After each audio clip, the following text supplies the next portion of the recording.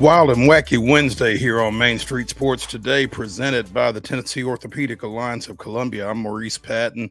That's Wade Neely. We are coming to you from the Lee Company studios of our respective abodes, and it's been wild and wacky all day because, as we mentioned yesterday, that we were going to be coming to you from the Tennessee Sports Hall of Fame down at Bridgestone Arena. Well, that did not materialize in I guess an overabundance of caution relative to predicted inclement weather. So we decided to hunker down and stay weather aware, as Bree Smith likes to refer to it on News Channel 5. So we are with you from our homes for the next couple of hours and dealing with, at least in one case, a little iffy whiffy wait. So we will see how things go. Wade, I think you're muted. It is wild and wacky Wednesday after all. You're right, Mo. And obviously we had hoped to be downtown today, and we planned a pretty picnic, and we couldn't predict the weather, unfortunately. Things looking a little yucky, looking a little ominous. And this is the crappy part about Tennessee weather. You think you have it figured out, you have no idea. And it seems like over last weekend, it looked like there was severe weather coming in. Some places got it, some places didn't. And then days when you think it's going to be crystal clear, that's when some pop-up showers come. So who knows? One thing is for sure, pumped to be here for the next couple hours, and then we'll see what the night has for us in terms of local sports action. Absolutely. I'm aware of at least one postponement, and I'm sure that there are others out there that we will be touching on here in a few minutes. But over the next couple of hours, we are set to visit in the second hour with MAREN ANGUS COOMBS, our college softball analyst, as we take a look at the SEC tournament. And they are finally one game into today's schedule after a 14-inning marathon between LSU and Alabama. We'll talk a little bit about that with MAREN when we get her on around 3:20. But SEC tournament started yesterday officially down at Auburn, and they are moving through that bracket, as we speak. In the next segment, it's Wednesday, so we'll be speaking with our NASCAR analyst, Heather Williams of WCYB TV out of Johnson City. We talked about a couple of photo finishes over the weekend. Well, one of them took place out in Kansas, the closest finish in Cup history. So we'll be talking to Heather about that and about this weekend's events over at Darlington as well. Also a little Braves, a little Astros, not a lot, Wade, just a little Astros, and tiny bit of Astros. Yeah, other Major League Baseball happenings, and couple of items out of the WNBA over the last 24 hours that we kind of want to touch on, both pretty significant. So we will get to those as we progress again through the next couple of hours. We'll be with you from 2 to 4. So Wade, let's go ahead and get started in the show with yesterday's results and today's schedule on the rundown. This is the rundown. All right, folks, let's get the party started. The rundown begins, as always, with scores from yesterday. Here are our baseball finals from Tuesday night. Columbia Academy picked up a 3-1 win versus Clarksville Academy. It was Friendship Christian 5, Good Pasture 3. Nolensville knocked off Summit 12-6. Zion Christian defeated Clarksville Christian 9-4. Softball action from yesterday. Mount Juliet was a 10-8 winner versus Beach. Beach following up, however, with a 13-1 victory versus Hendersonville. Blackman 8, Riverdale 5. It was Columbia defeating Warren County 3-2. Culleoka with a 9-2 win versus Santa Fe. Green Hill with a nail-biter A lot of runs scored, but it was a close game, folks. Green Hill 14, Mount Juliet 13. Eagleville survives an upset bid from Huntland 9-8. Your final there. Summertown defeats Loretto 5-1. It was Macon County 8-7 over White House. Richland defeats Cornersville 5-1. It was Oakland falling to Siegel 4-0. Smyrna 14, Cookeville 4. Stewart's Creek defeats Lebanon 11-1. And Summertown second score. Not sure if there were 2 games played, but we had a second score at least. But in case you missed it earlier, if there was only one, it was Summertown 5, Loretto 1. Boys soccer action from Tuesday Beach with a 7-1 win over Green Hill. Cookeville down Wilson Central 1-0. It was Hendersonville 3, Mount Juliet 0. Shutouts abounding in boys soccer. Antioch with a 2-0 win over Hillsborough. It was Overton 5, Hunters Lane 1. Lebanon 1, Laverne nothing. Siegel 4, Oakland nothing, and Blackman 3-2 over Rockvale. Major League Baseball action yesterday. The New York Yankees opened their series at home against the Houston Astros with a 10-3 victory. We'll talk more about that later in the show. And the Braves bounced back from that putrid West Coast trip with a 4-2 victory over the Red Sox at Truist Park. As we mentioned yesterday, the Sounds defeated Durham 9-8 in 10 innings in a morning affair yesterday, but we'll give that to you again. A little breakfast in baseball yesterday. Breakfast right? with the Sounds, exactly. Yeah, can't beat it. Good win for Nashville yesterday. Baseball schedule for today, blank. None. Unless we're missing some. Yeah, most of your tournaments, if not all, should be done by now as they get ready for region play. Now I will tell you this: Columbia Academy was scheduled to play at Friendship Christian at 6 today in Division 2A play. That game has been pushed to tomorrow, same time over in Lebanon. So good call there. So baseball is nil today. No baseball to be played, but we do have some softball games. Bounce around the horn with me, folks. At 7 o'clock tonight, you have Oakland at Blackman. 5 p.m. tonight, we're scheduled Coffee County versus Columbia. Also at 5, Culleoka versus Cornersville. At 4:30, we're scheduled to have McGavock versus at John Overton. At 5 p.m. tonight, Beach versus Mount Juliet and Cookeville versus Stewart's Creek. Start time unknown to us tonight is Greenbrier versus Macon County.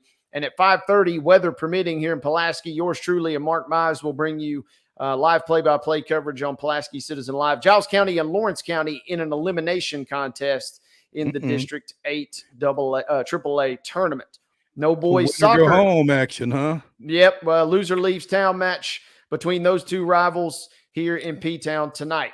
Boys soccer is off tonight, but a lot of your district championships will pick back up tomorrow. With that being said, Major League Baseball schedule for tonight. On Amazon Prime at 6:05, you can catch the Astros and Yankees game number 2 in the Bronx. You can also see at 6:20 tonight on Bally Sports South, the Red Sox at the Braves. Mo mentioned the Sounds a moment ago, continuing their stretch at Durham. First pitch in that contest this evening is set for 5:35, and as short as it is, hey Wade, hold on, don't close sir. it yet, because there is one soccer match tonight, 8 o'clock at Siegel. To my understanding, Columbia Central and Coffee County are playing. I think they were supposed to play last night or something, but that game is currently scheduled, as far as I know, for 8 o'clock tonight at Siegel. I'm sure that's a weather-related issue as well, but yeah. Okay, go ahead. Get it in, and then hopefully weather holding off, and we can get the full match in that one tonight. So with that addition, that, ladies and gentlemen, is a bow. That concludes today's rundown.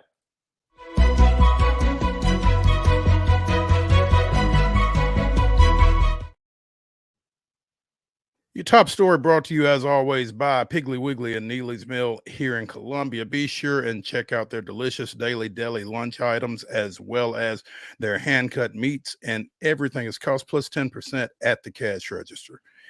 Piggly Wiggly, Neely's Mill, Columbia, bringing you our top story. And today's top story, well, we've got a couple. One, the Tennessee Sports Writers Association's weekly college pitchers and players of the week in baseball and softball. Austin P sweeps baseball honors.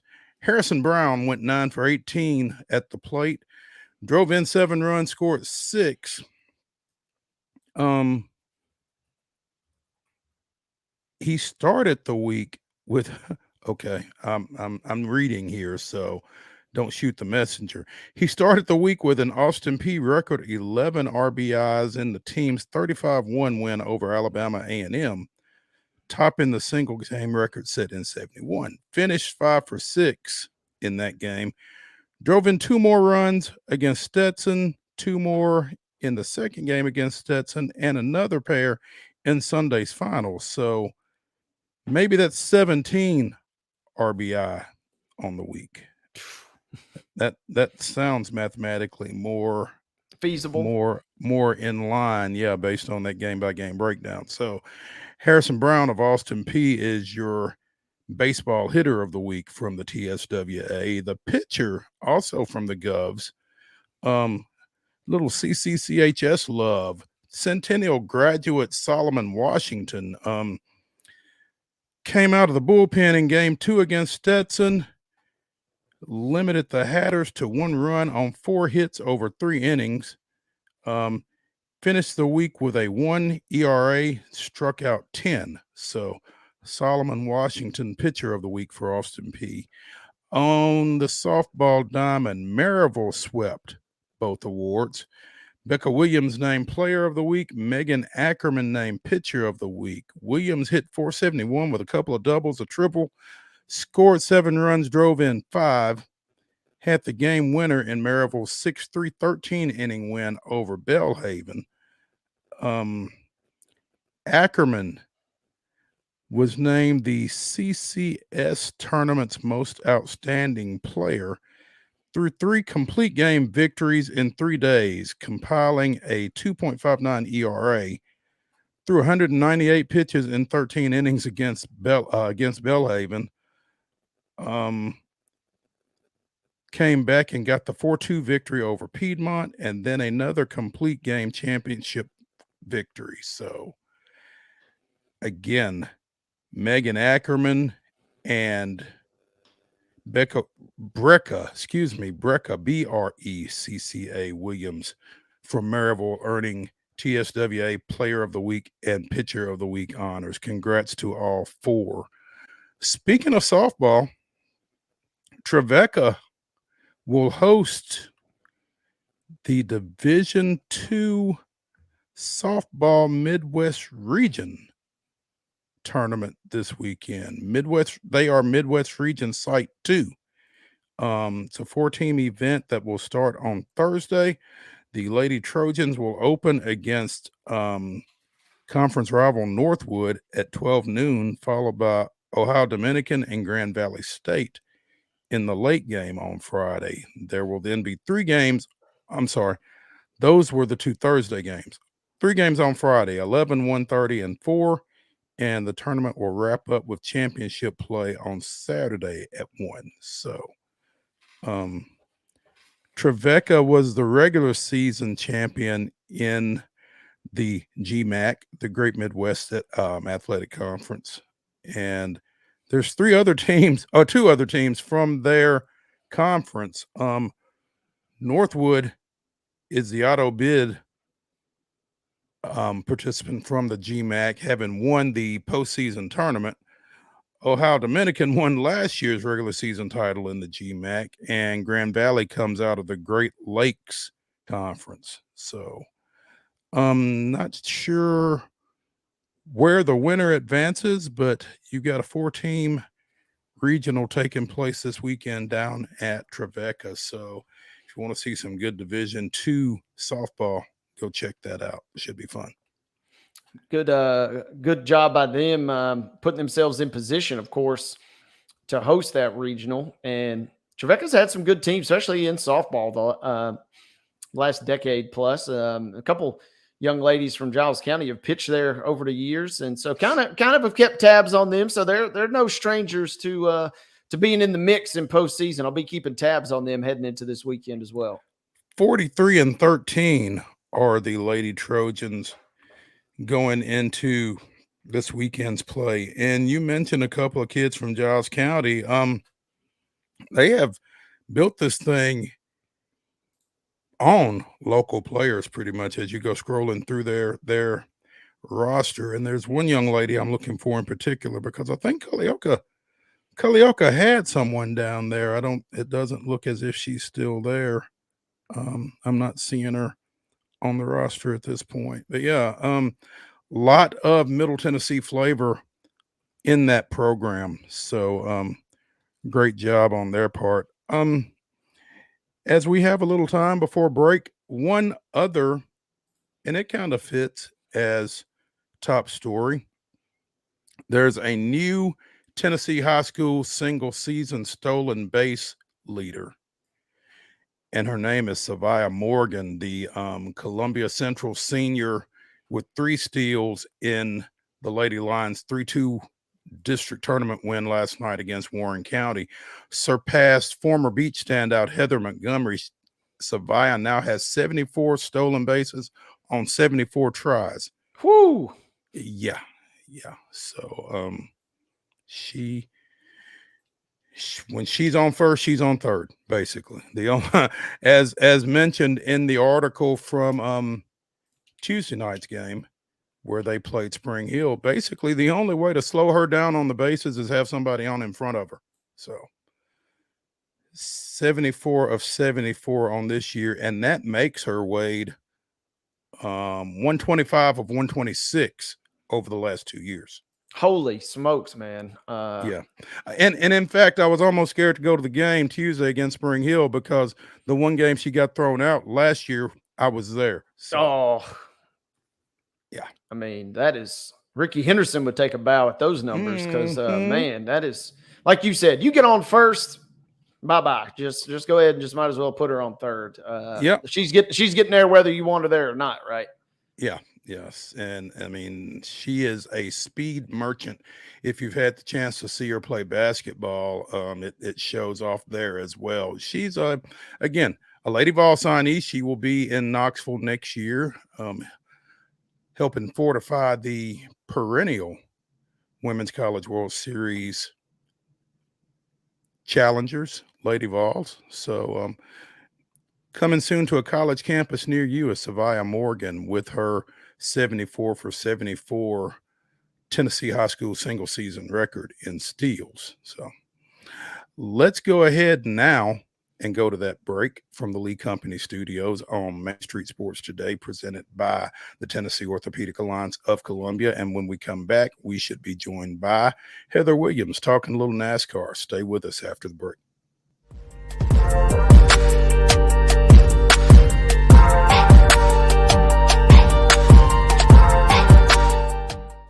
Nashville Sounds Baseball is back in Hit City for the 2024 season.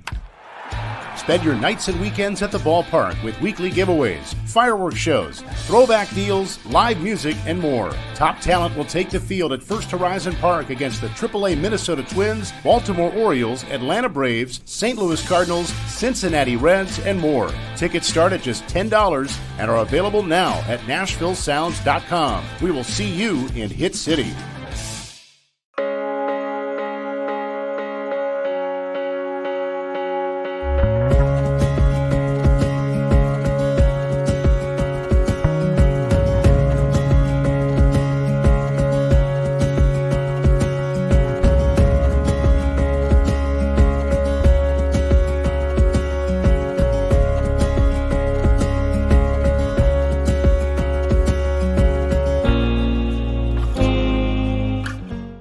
Whether you're an athlete or a weekend warrior, when it comes to your performance, don't settle for anything less than excellence. We're proud to announce that Mid-Tennessee Bone and Joint Clinic is now Tennessee Orthopedic Alliance of Columbia, where we are redefining sports medicine and orthopedics. Tennessee Orthopedic Alliance's team of expert sports medicine physicians understands the unique demands of your body.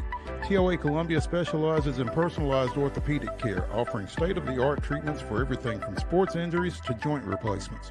Learn more at toacolumbia.com. With Lee Company technology, the best handymen are hands-off. Lee Company techs have been using visual findings and other smart technology tools for years to add transparency and virtually take customers along. You see what we see, whether we're in a crawl space or on a roof. With Lee Company, technology helps us help you. No matter what's happening in the world or at your house. Jones & Lang Sporting Goods here in Columbia has been outfitting teams, officials, and anybody else from T-ball to college for 50 plus years. Be sure and check them out at 931-388-8060 or online at jonesandlang.com. Jones & Lang Sporting Goods, the look of a winner. Zion Christian Academy, zioneagles.org or 931-388-5731. You can schedule your appointment. Go tour their campus. It is beautiful over there, and you're definitely going to want to see it. Again, it's zioneagles.org. Give them a call, 931-388-5731, and schedule your tour today.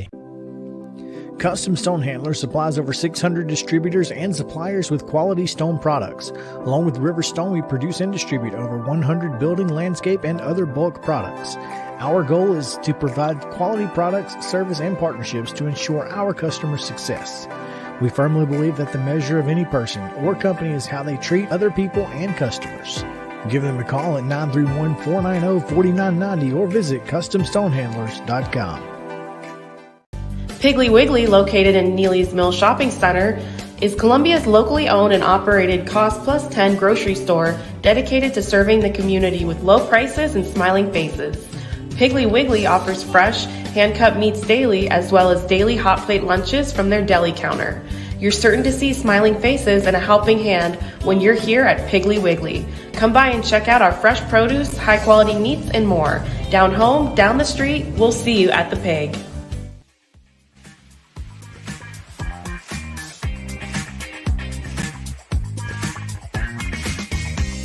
Wild and Wacky Wednesday continues here on Main Street Sports Today, presented by the Tennessee Orthopedic Alliance of Columbia. I'm Maurice Patton, along with Wade Neely, as we come to you from the Lee Company studios of our respective abodes, and we are joined now by our NASCAR analyst, Heather Williams of WCYB-TV out of Johnson City. Heather, good afternoon. Hello, gentlemen. How's your weird Heather. and wacky Wednesday going?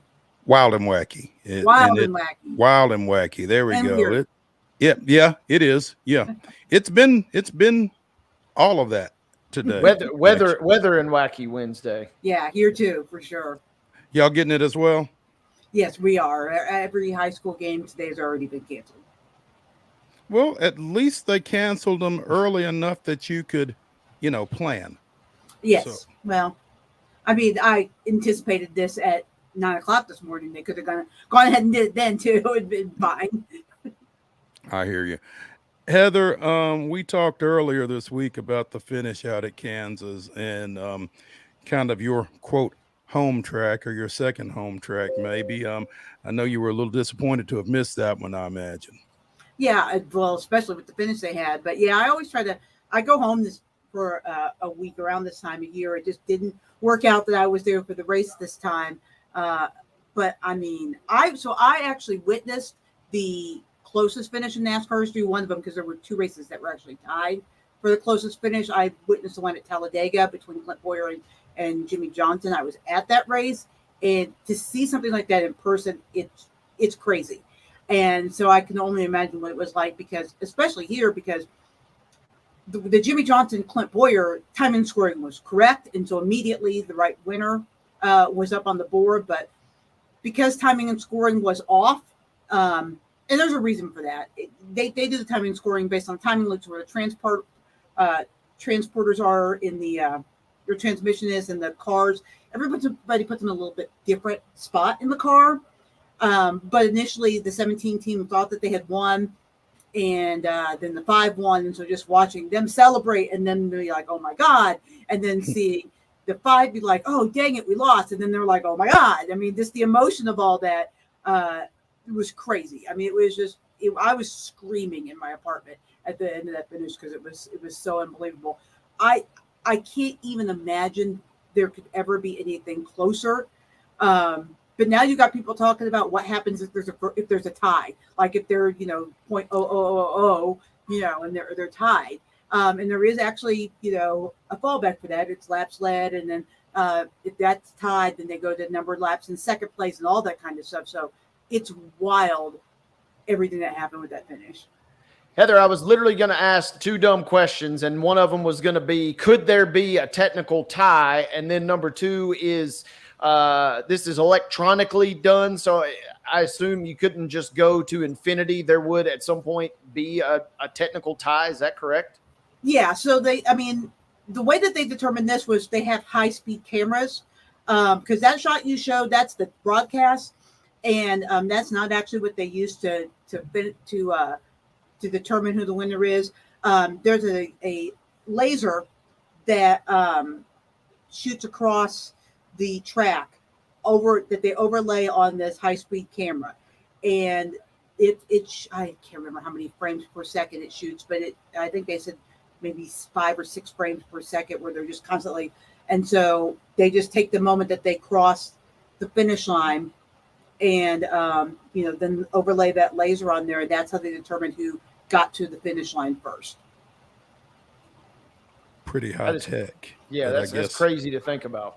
Yeah, it's the same technology they use for the Derby. I see in our little private chat here, they said closer than Kentucky Derby. It's actually the exact same technology that they use for the Kentucky Derby to do those pictures. Just the cameras obviously taking pictures at a much higher rate because race cars go faster than horses. So, but it's the same thing. Well, the system certainly got tested this weekend, I guess. Yes, it did. Go ahead. No. I was just going to ask Wade what his other question was. Well, that was the question: is could there be a tie? And then now that we talk about the Derby, it makes me wonder. NASCAR is prone to really try and put on the most grand production possible. I thought it was awful convenient that just one day after the Derby had the closest finish that NASCAR said, wait a second, we got something even better than that. It was a little convenient, I think, right? Yeah, as winner Kyle Larson tweeted, "Hold my beer, Kentucky Derby, hold my beer." Pretty much, right? But I think no matter when that happened at an intermediate track, that something like that was bound to happen because the racing has been so good at the intermediate tracks this year that you saw Atlanta, which is sort of a hybrid intermediate super speedway, that there was a similar type finish. I think that the next gen car and the way you race these cars and the fact you really have to wait till the end and then going into that final straightaway and turning straightaway, kind of dive it in there and go for it. You're going to see more finishes like that on the bigger tracks. That's just the way this car races now because it's so hard to pass. You get one shot, everybody's waiting to the end to make that move, and that's going to cause these close finishes. As you mentioned, Kyle Larson nosed out Chris Buescher for the win at Kansas. Chase Elliott, Martin Truex Jr., and Denny Hamlin rounding out your top 5. And it's pretty much your usual suspects at this point, Heather. And all that was missing was William Byron. Yeah, and he actually had an uncharacteristic, not great day at the super speedway. But you're going to see that, I think, right now, the way the cars are running on the big tracks. You're going to see your usual suspects. It'll be at the road courses in the drafting tracks and the short tracks where you're going to see, like your Daniel Suarez's pop up. But the way that the next gen is and the way that these teams have figured things out, these 1.5 miles, 2 miles, to 1.25 miles like Darlington tracks, you're going to see the same teams. You're going to see Hendrick. You're going to see Joe Gibbs Racing, and that's going to be it for the most part. And I guess it kind of broke a little frustration for Larson, who had sat on the pole 3 straight weeks and came up empty. Yeah, but when you're leading the points, it's really hard to be frustrated, right? I mean, he is up there in the points, and he's run really consistent. When he doesn't win, he's in the top 5 more often than not. So they're just kind of, William Byron's got all the splash with the 3 wins, and obviously Denny Hamlin too. But them and Truex are just kind of quietly putting a consistent season, the kind of season that wins championships, as long as you're getting those points for winning stages and getting some sort of stage points along the way.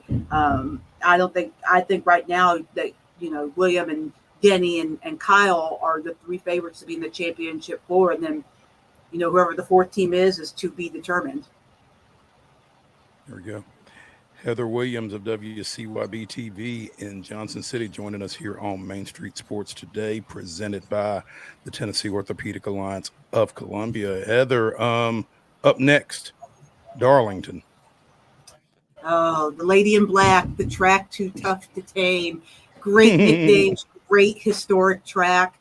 You know, when you race there, you race right up against the wall. You get what's called the Darlington stripe, which means, you know, if you race Darlington, you don't have a Darlington stripe, you probably aren't racing hard enough. Like, you're gonna hit the wall at least once or twice in the race. It's just the way you race, because you have to race so close to the wall there to really make speed around that place. It's throwback weekend. You're going to see a lot of cool old paint schemes, and a lot of teams take pride in their throwbacks. My favorite, it's actually something I'm doing a story on for tomorrow, is on the Truck Series truck of Christian Eckes, who is one of the top drivers in the garage. I think he's second in the points right now. He won Bristol and he won Martinsville already this weekend, or this season. He's going to have on there a guy named Brownie King. And Brownie's from Johnson City, and he ran on the beaches in Daytona, and he also ran in the first Daytona 500. He ran convertibles, which is insane. Yeah, he ran in the convertible class. He also ran some hard tops.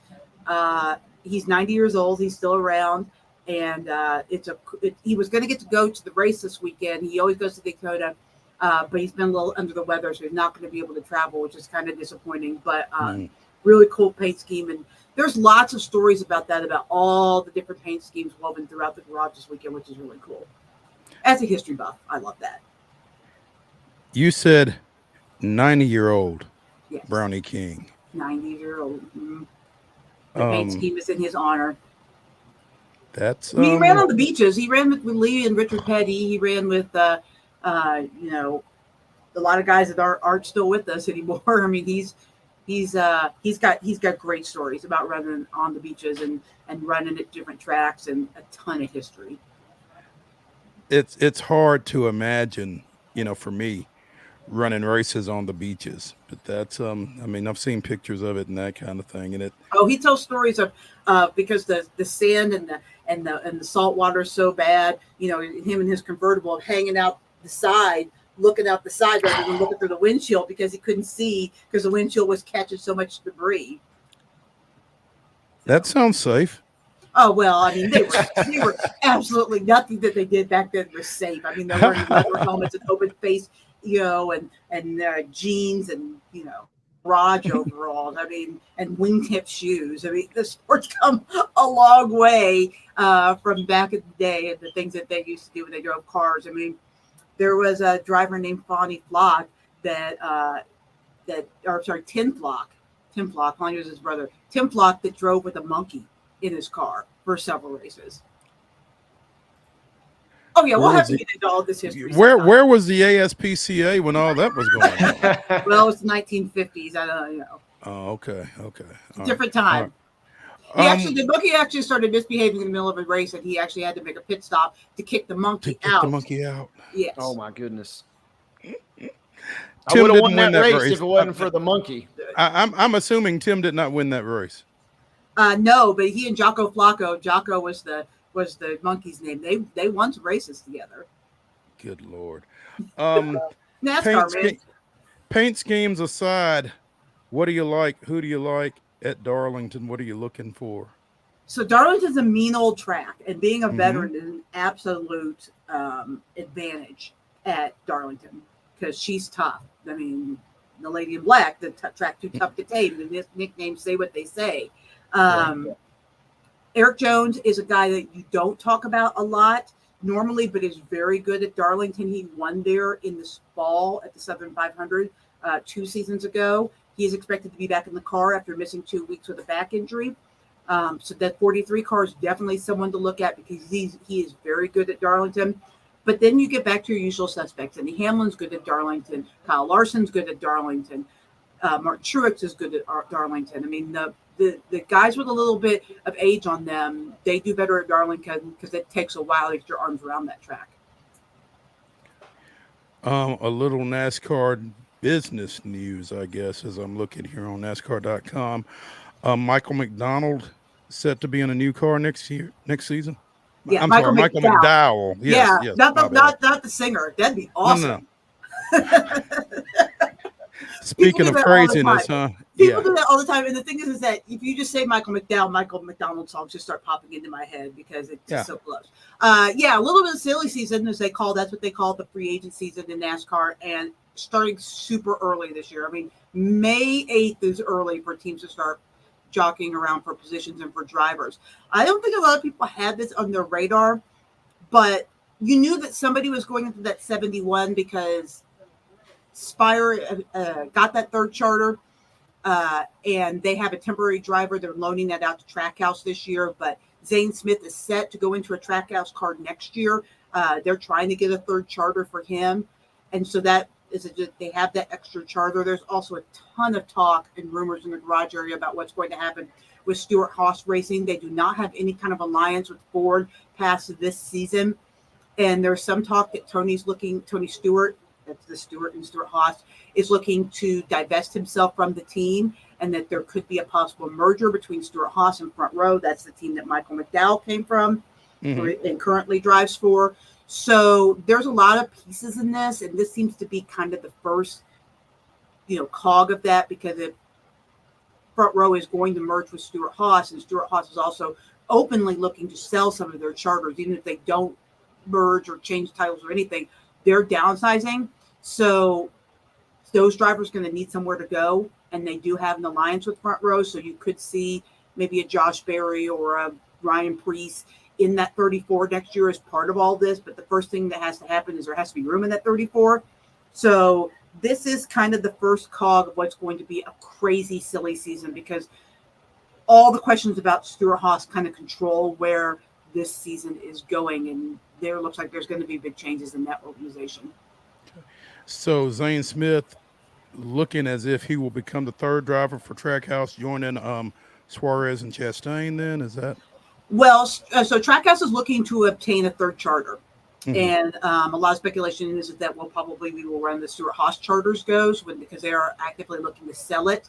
None of the charters are probably going to be sold until the agreement with the race owners and NASCAR gets signed, because their agreement between what's called the Race Team Alliance, which is the owners, and NASCAR has been up. They've been racing this year without it. That is supposedly going to be settled sometime in the next couple of weeks. And the charter system is a big hang up on this. NASCAR doesn't really like the charters because they're like franchises. They want to have some sort of stake in the charters. And so that's been a big hang up. But the teams don't want to sell the charters because they have value, and the values have gone up. They're selling for multi-million dollars. The charter that Spire bought last year I think they bought it from Live Fast, if I'm not mistaken, went for like $34 million. So obviously they don't want that money just taken from them. There's charters to go away. They just pay good money for that. So you're not going to see charters change hands until that is solved. Once that's solved, then you will probably see Trackhouse get that third charter, maybe even a fourth charter, because they have not only Zane Smith, but they want to get Shane Van Gisbergen into a Cup Series ride next year as well. So you could see Trackhouse go from 2 to 4 teams, but definitely next year they will go from 2 to 3 teams, it looks like. Okay. All right. Heather Williams, our NASCAR analyst, joining us as she does most every Wednesday here on Main Street Sports Today. Heather, before I let you go, I saw something earlier today. Tell me about the rugby guy. The time with the Chiefs. I don't know much about him other than he's supposedly really fast, and they think that they've got something in him. I'm really fascinated to see what they are going to do with him. I know they had rookie minicamp, and I didn't really see a lot of what came out of that. But, they signed him before the draft, and it's the Chiefs doing Chief things, trying to find athletes and guys, wherever they can that, are not expensive.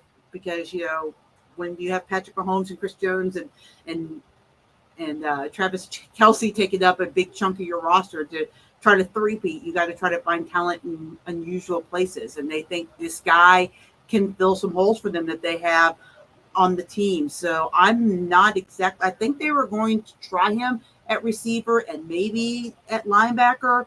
But I haven't really seen where they landed on him, what he did this at rookie camp, or where he ended up. But I would think the transition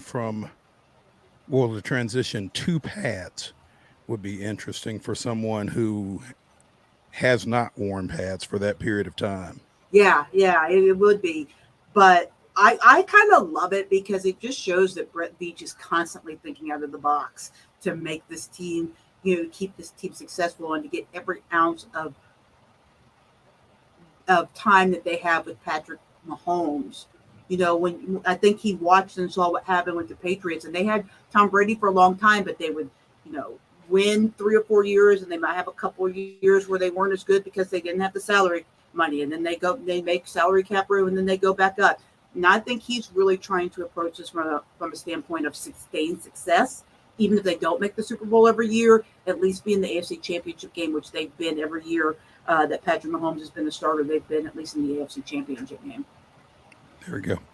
Heather, we appreciate it. We will check in with you next week. Sounds good. Thanks. You, Heather. When we come back here on Main Street Sports Today, presented by TOA of Columbia, talk a little baseball, little Braves. As Wade said, little Astros, very little. But we'll get into that after this break from the Lee Company studio. Stay with us.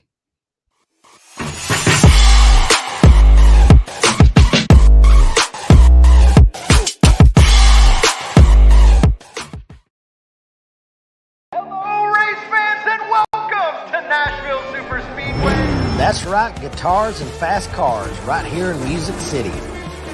This summer, NASCAR is back at the Nashville Superspeedway. Get your tickets now to watch your favorite driver take on the 1.33 miles of concrete chaos. Visit NashvilleSuperspeedway.com to lock in your spot June 28th through the 30th for the Ally 400 race weekend. Whether you're an athlete or a weekend warrior, when it comes to your performance, don't settle for anything less than excellence. We're proud to announce that Mid-Tennessee Bone and Joint Clinic is now Tennessee Orthopedic Alliance of Columbia, where we are redefining sports medicine and orthopedics. Tennessee Orthopedic Alliance's team of expert sports medicine physicians understands the unique demands of your body. TOA Columbia specializes in personalized orthopedic care, offering state-of-the-art treatments for everything from sports injuries to joint replacements. Learn more at toacolumbia.com. Custom Stone Handler supplies over 600 distributors and suppliers with quality stone products. Along with River Stone, we produce and distribute over 100 building, landscape, and other bulk products. Our goal is to provide quality products, service, and partnerships to ensure our customers' success. We firmly believe that the measure of any person or company is how they treat other people and customers. Give them a call at 931-490-4990 or visit CustomStonehandlers.com. Nashville Sounds Baseball is back in Hit City for the 2024 season. Spend your nights and weekends at the ballpark with weekly giveaways, fireworks shows, throwback deals, live music, and more. Top talent will take the field at First Horizon Park against the AAA Minnesota Twins, Baltimore Orioles, Atlanta Braves, St. Louis Cardinals, Cincinnati Reds, and more. Tickets start at just $10 and are available now at NashvilleSounds.com. We will see you in Hit City. With Lee Company technology, the best handymen are hands-off.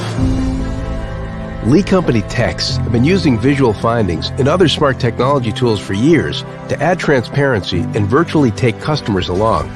You see what we see, whether we're in a crawl space or on a roof. With Lee Company, technology helps us help you, no matter what's happening in the world or at your house. We thrive under the lights. A city of performers, putting on one heck of a show. Headlining night after night. Welcome to Smashville.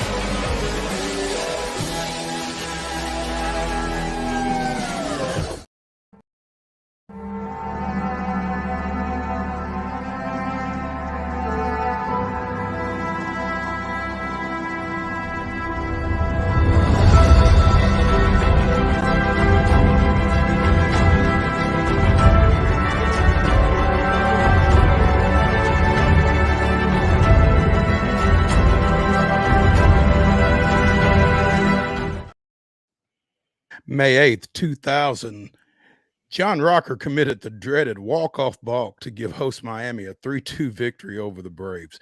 With Danny Bautista at third base and a 2-out, 2-2 count on Cliff Floyd, Rocker dropped the ball out of his glove while on the rubber. That was his day in Braves history. I cannot think of a worse way to lose a ball game.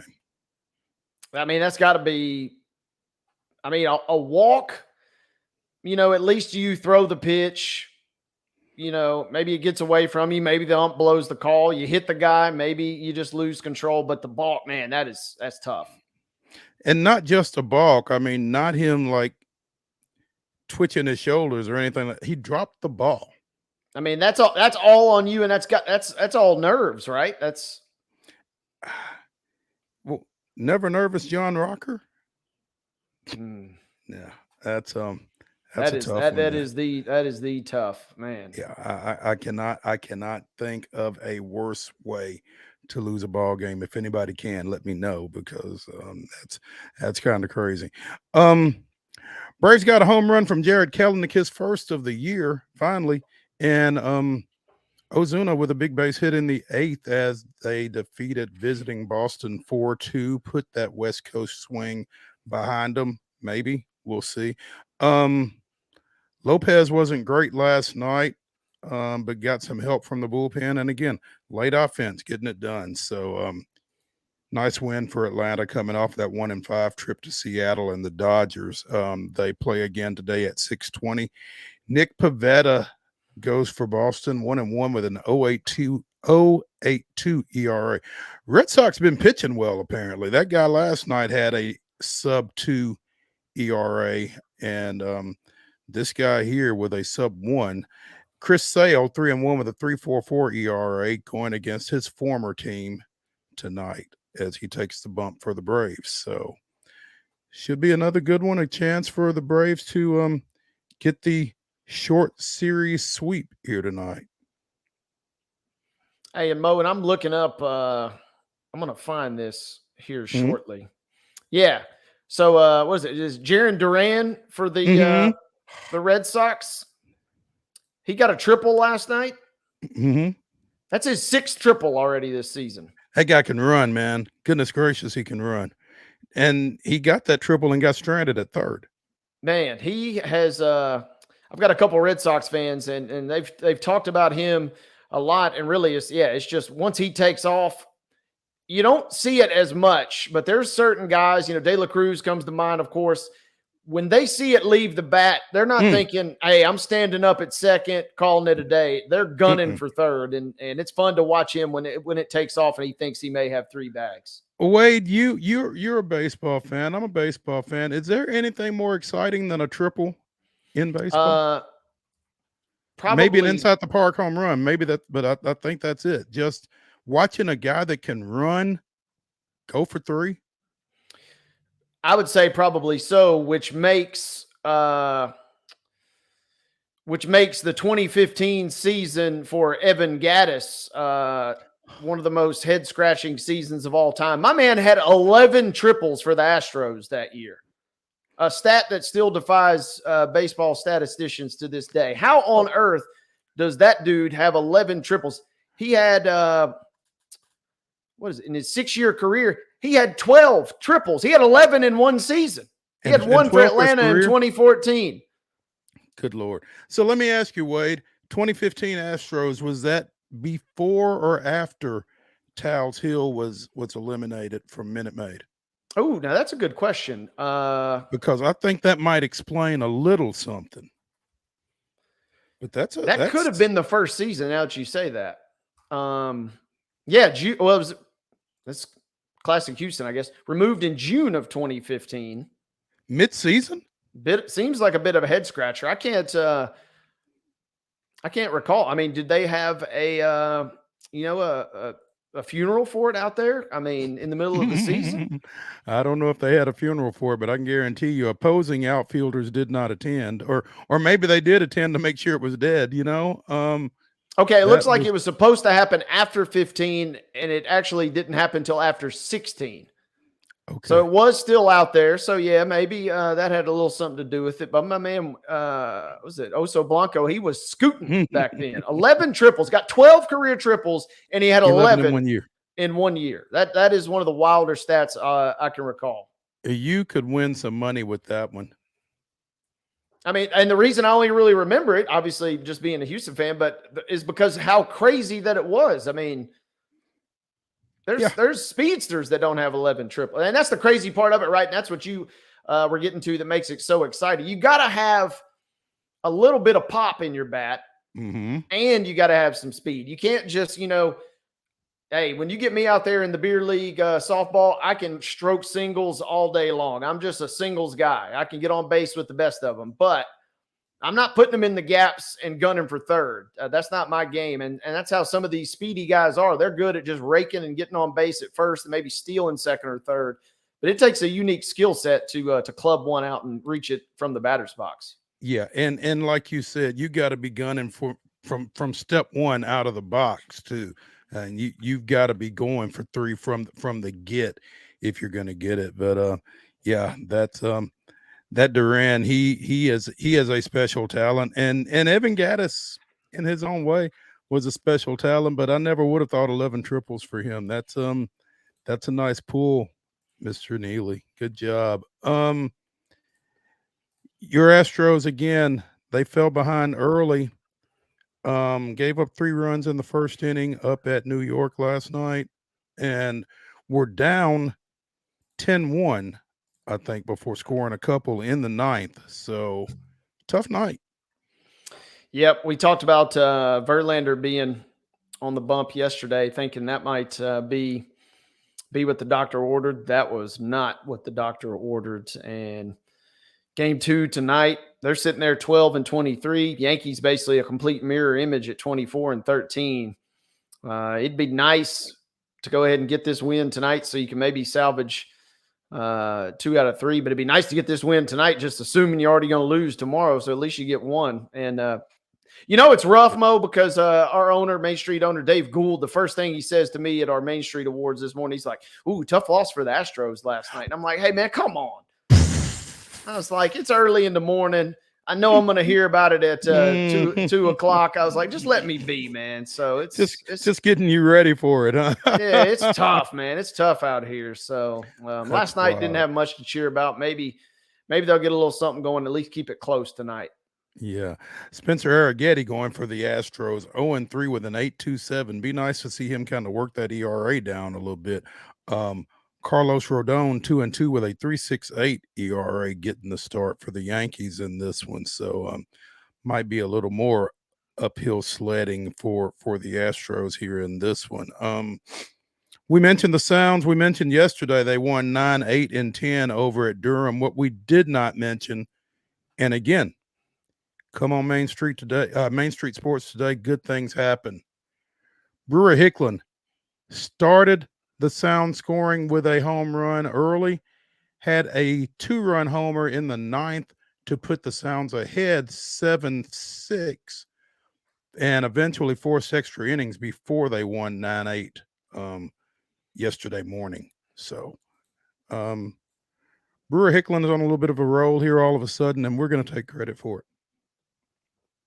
Hey, like you said, come on the show. Good things happen.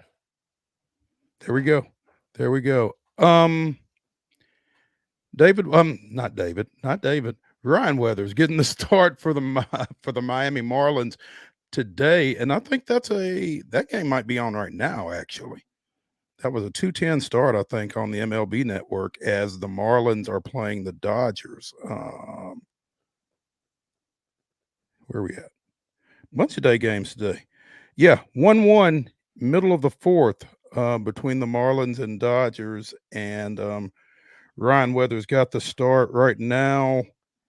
He's given up an earned run, 2 hits, 3 strikeouts through 3 innings. So keeping an eye on him and that. And Wade, have you seen the video clip from last night's Dodgers Marlins game where the Dodgers starter was declared to be on no hit alert from the MLB Network's Greg Amsinger in the studio prior to the game pronounced a no-hit alert for Yamamoto. I cannot remember his first name. And escapes me too. Yeah, hang on. Let's see if we can come up with that. Because Jazz Chisholm laid all of that to rest on the first pitch. Yoshinobu Yamamoto was declared to be on no-hit alert.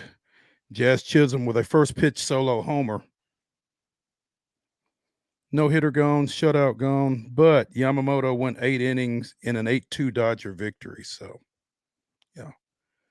Yeah, but the no-hitter alert, the last one pitch is one pitch. Yeah.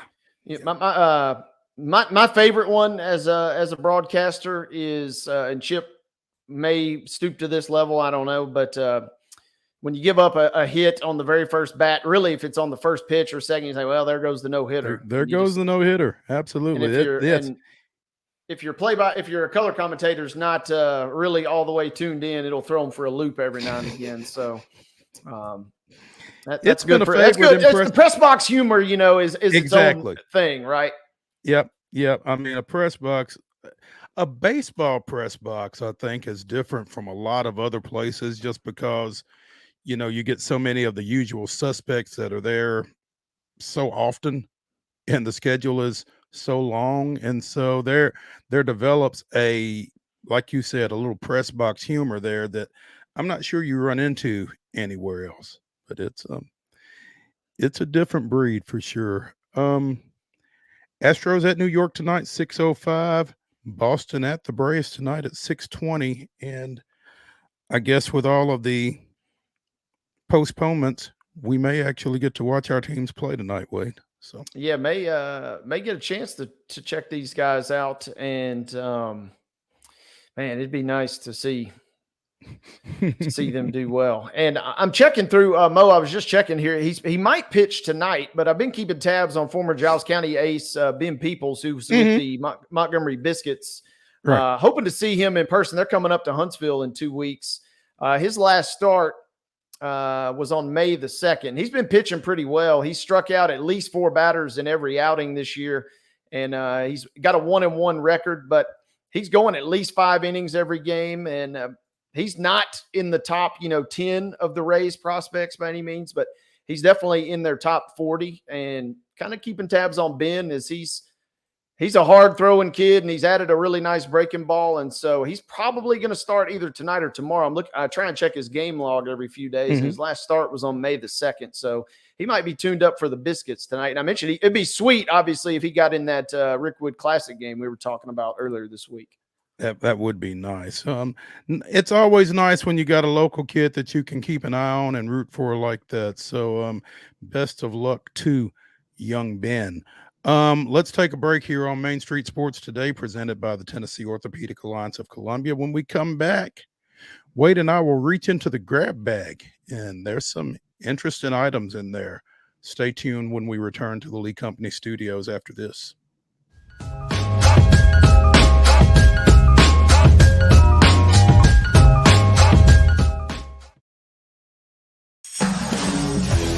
We thrive under the lights. A city of performers, putting on one heck of a show. Headlining night after night. Welcome to Smashville.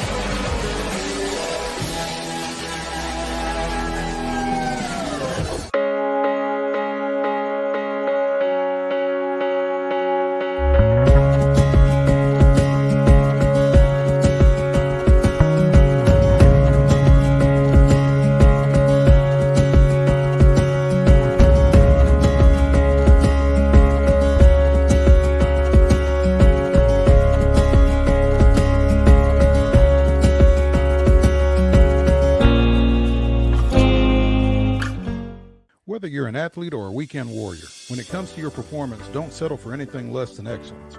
We're proud to announce that Mid-Tennessee Bone and Joint Clinic is now Tennessee Orthopedic Alliance of Columbia. where we are redefining sports medicine and orthopedics. Tennessee Orthopedic Alliance's team of expert sports medicine physicians understands the unique demands of your body.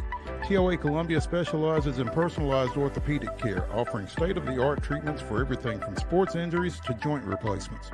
Learn more at toacolumbia.com. With Lee Company technology, the best handymen are hands-off.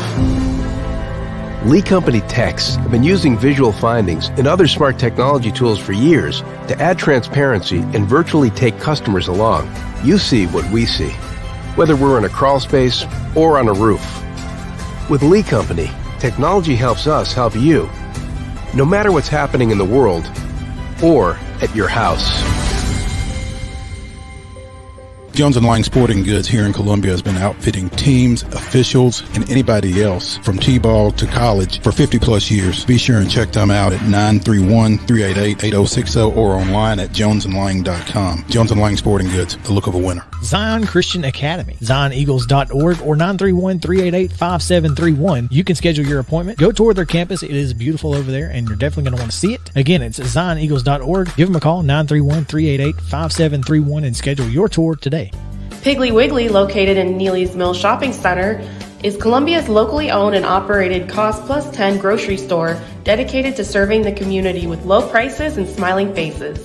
Piggly Wiggly offers fresh, hand-cut meats daily as well as daily hot plate lunches from their deli counter.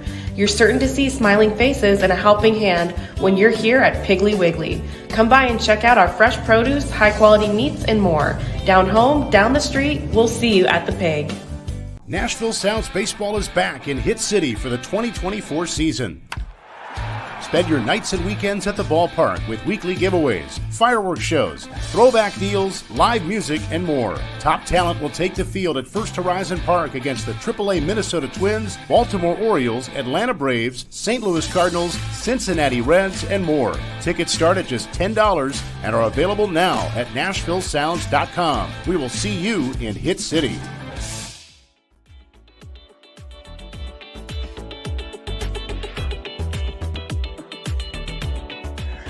Hour number 2 of Wild and Wacky Wednesday here on Main Street Sports Today begins now.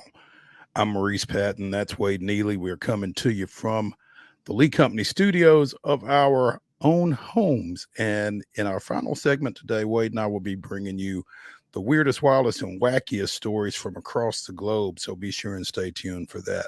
Right now, we're reaching into the grab bag and starting with a topic that has been a point of discussion for maybe a year, maybe two, but really kind of picked up speed as so much has behind Caitlin Clark.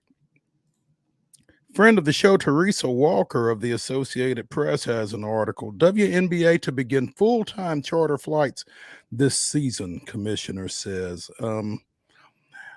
The league is going to commit $50 million over the next 2 years to provide full-time charter flight services for the teams during the season in a move that addresses years of player safety concerns.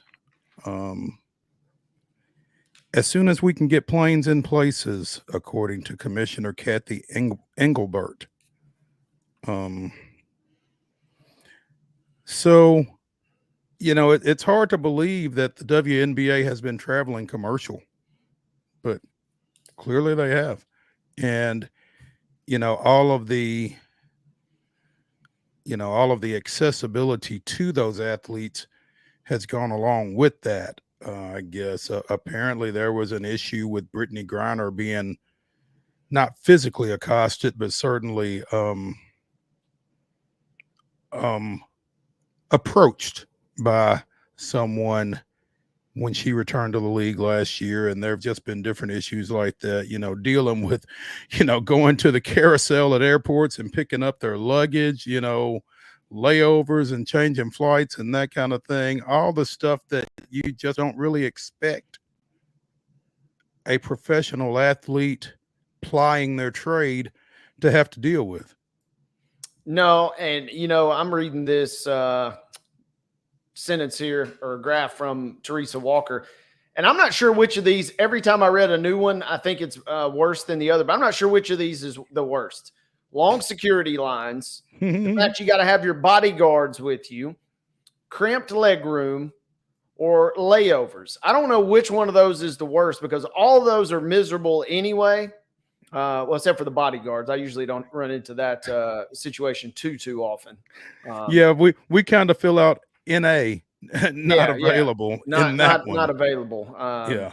So I don't know which one of those is the worst of that situation, but none of them are good, and none of them are pretty much indicative of virtually any other major professional sports league. And I'm kind of like you. I'm really a little shocked, as much as this thing has kind of been, I don't want to say subsidized, but definitely helped and pushed along and by the NBA from its inception. I'm kind of surprised that has not kind of been addressed and really resolved up until now. It's kind of another barrier. It stinks that is a quote unquote, threshold that we've had to cross, but it's at least another step in the right direction for this thing.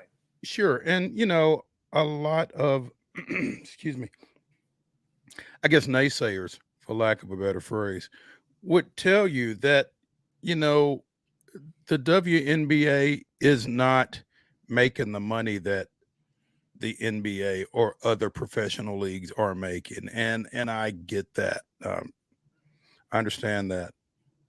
At the same time, I just feel like there are things that could be done that if you can afford to do them, you should do them regardless of what the financial ramifications are necessarily.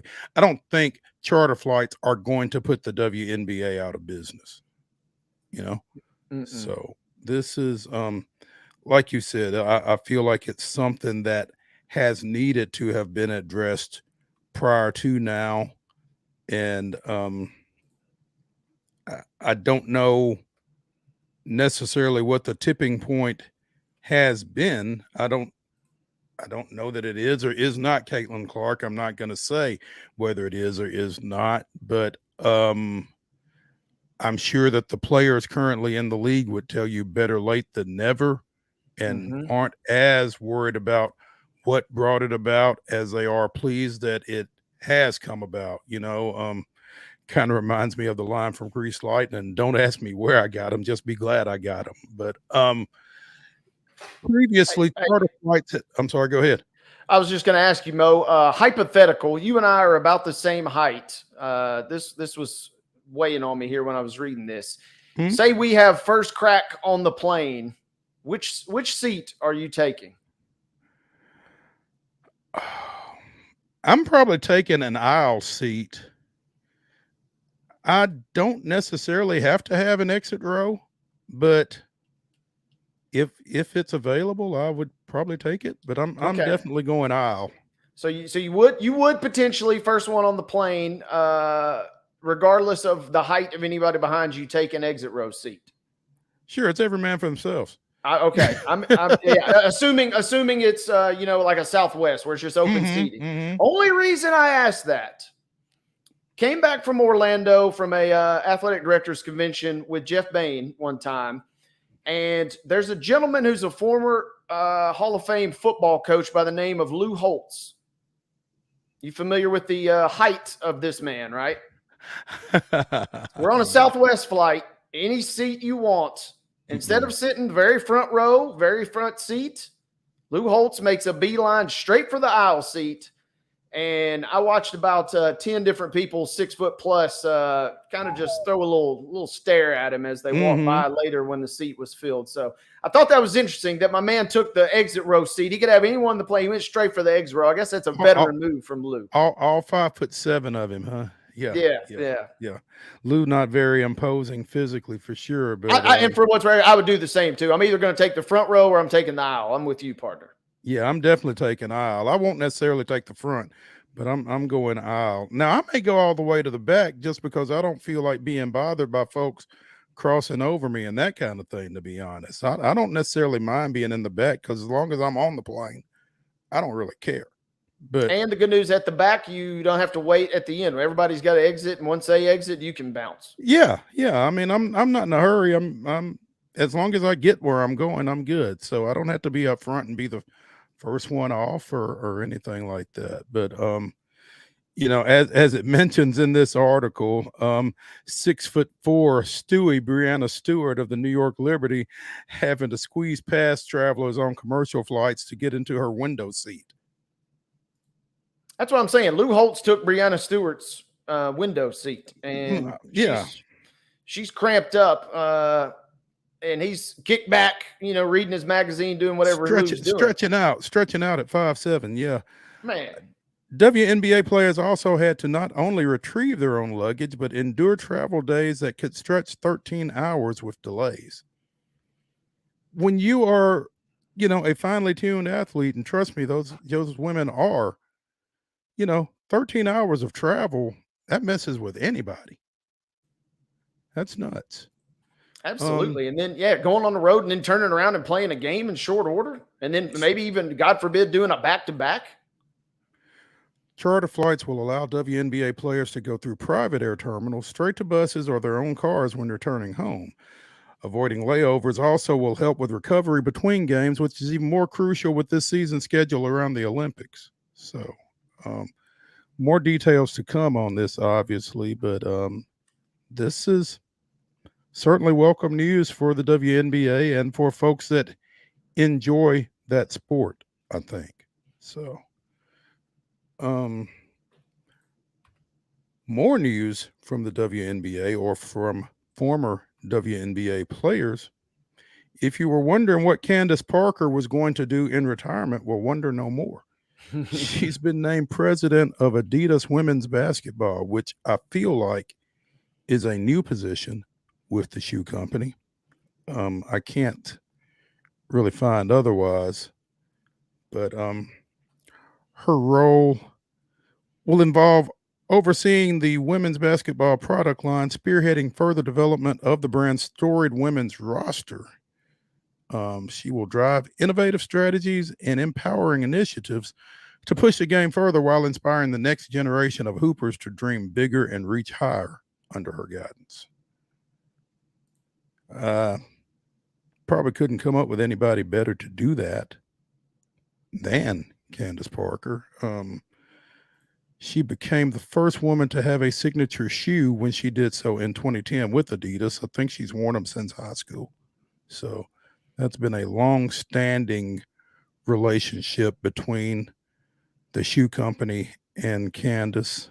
And this would seem like a great next step for her. Yeah, I'd say so. Staying loyal to the brand, and talk about a little 1-2 punch. Hey, I'm hanging up one of the greatest to ever do it, but don't worry, I got some big news coming. She didn't even, I don't think, tease it as much as she probably could have or did even. And then bam, this news comes out. Very cool. And when she announced her retirement, she made it clear that she not wanted to, but intended to, continue to influence the game. And that's certainly going to be the case with her involvement with this. So for everything she's done off the floor, for everything she's done on the floor, what she's getting ready to do will be just as impactful, you would feel like. So certainly going to be something to keep an eye on, as the talk again from the last 2-3 weeks was about Caitlin Clark getting a signature shoe and the number of people that don't. You kind of feel like this is going to get addressed here forthwith. So, great news there. Wade, if I start a sentence with former Ole Miss quarterback. Careful. Careful. Chad Kelly has been suspended by the Canadian Football League. Oh, and a lot of people in Giles County go, whew. Yeah. There's another former Ole Miss quarterback that's from Giles County that's also been in the headlines for a variety of reasons. But yeah, not lately. Well, well, I guess headlines maybe not. Definitely been in the Twitter streets. How about that? Oh, he stays in them Twitter streets. We love you, Dr. Bo, but man. Oh, good Bo, bad Bo, right? Yeah. Yep. Chad Kelly, the reigning most valuable player of the Canadian Football League, by the way, has been suspended for the upcoming preseason and a minimum of another 9 games, according to CBS Sports, after an investigation into allegations by a former assistant coach. Been accused in a lawsuit earlier of making unwanted romantic advances and threatening comments to a former strength and conditioning assistant employed by the Toronto Argonauts. After a third-party investigation, it was concluded that Kelly violated the league's gender-based violence policy.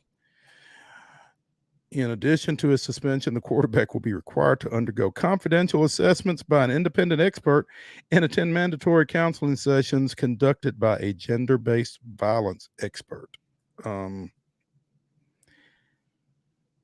Kelly led Toronto to a 16-2 finish last year, totaling 31 touchdowns, led the team to the division finals of the playoffs.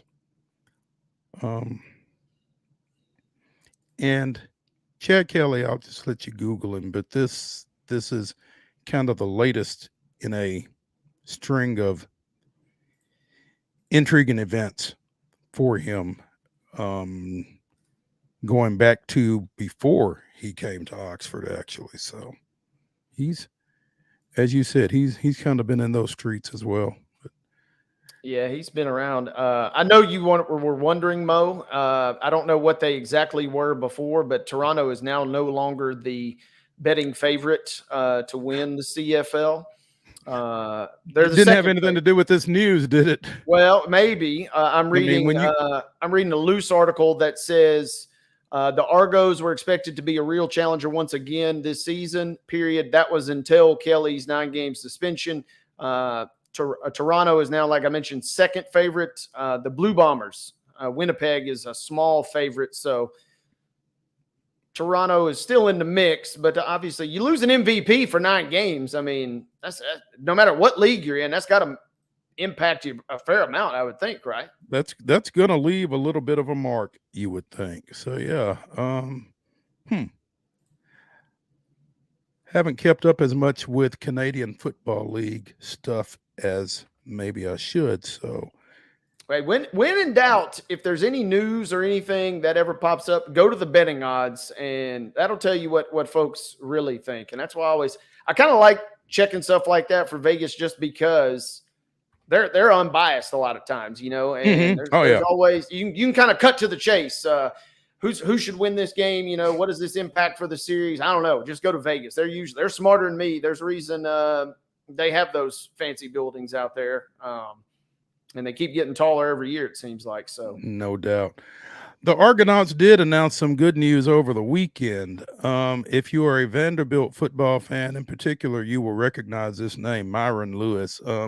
We just happen to be friends on Facebook, and I saw his post. Malu will be joining the Argonauts coaching staff as defensive backs coach, the former third-round pick of the Buccaneers in 2010. He played 3 seasons with the Bucs before ending his pro career. Played both in British Columbia and Edmonton of the CFL, and began coaching in the Atlanta high school ranks, and has made his way back to the CFL, where again he will be defensive backs coach and special teams assistant coach for the Chad Kelly-less Toronto Argonauts. So congrats to him. It's always good to see those guys, you know, get back into the game at you know, its highest level when they have that opportunity. So looking forward to seeing what he and the Argonauts can do for 9 games before Chad gets back. Yeah, hold down the fort till Swag Kelly gets back. There we go.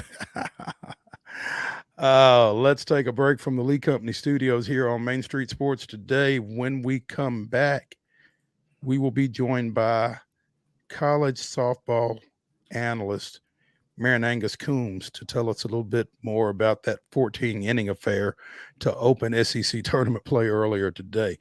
We'll talk about that and more when we come back. Stay with us.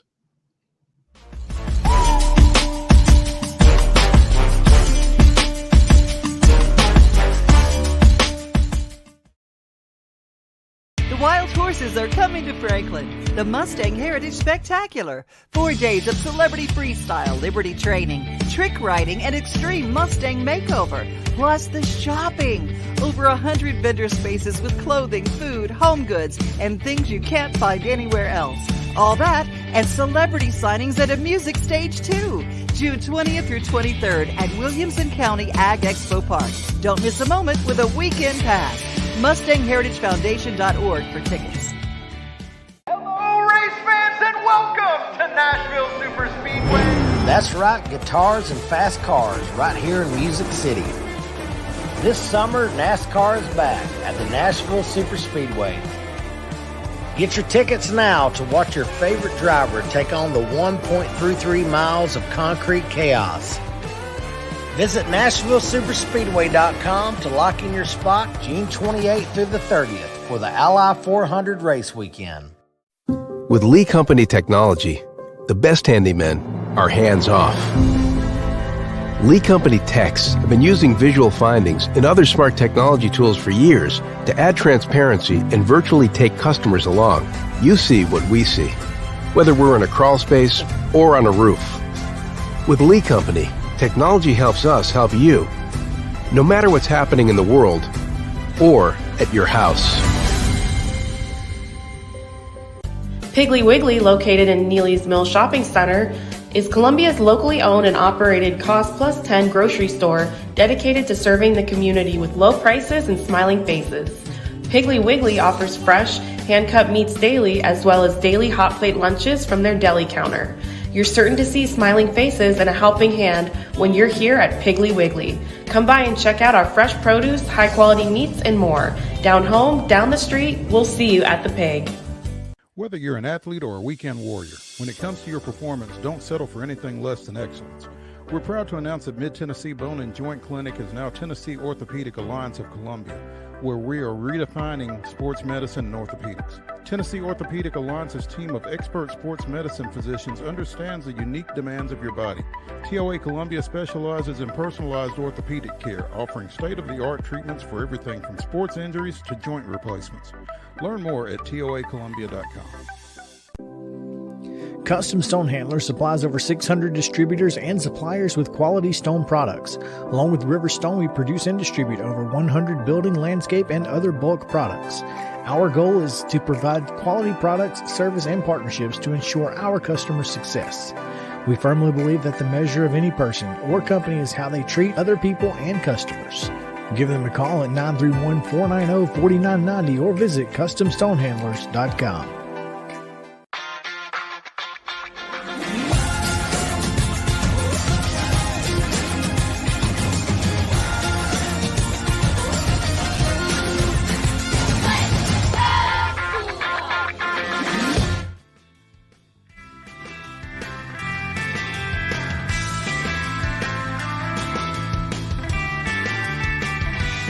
Wild and Wacky Wednesday continues here on Main Street Sports Today, presented by the Tennessee Orthopedic Alliance of Columbia.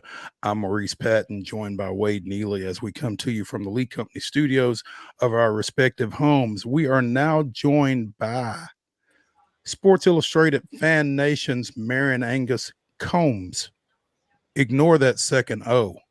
That's exactly right. There's only, you see two O's in her last name, but you only pronounce one of them, MAREN Angus COOMBS. So we've addressed that. Now we're going to address this. The Dodgers kicked our butts this weekend, MAREN. We all saw it, so there's really not a whole lot of need to talk about it. But if you want to, I'm more than happy to. We can, but it doesn't change anything. It's 3 games in May. I'm not going to tell you the same. I'm not going to tell you the same thing won't happen in October. I'm not. But I was 3 games in May. expecting it to be a lot closer, Mo. Well, You know, that 4-3 and 11 on Friday night certainly So could have does my gone either dog. way. Yeah, your dog did too. What's your dog's name? Isn't your dog some Dodger related name? Her name is Ribby, RBI.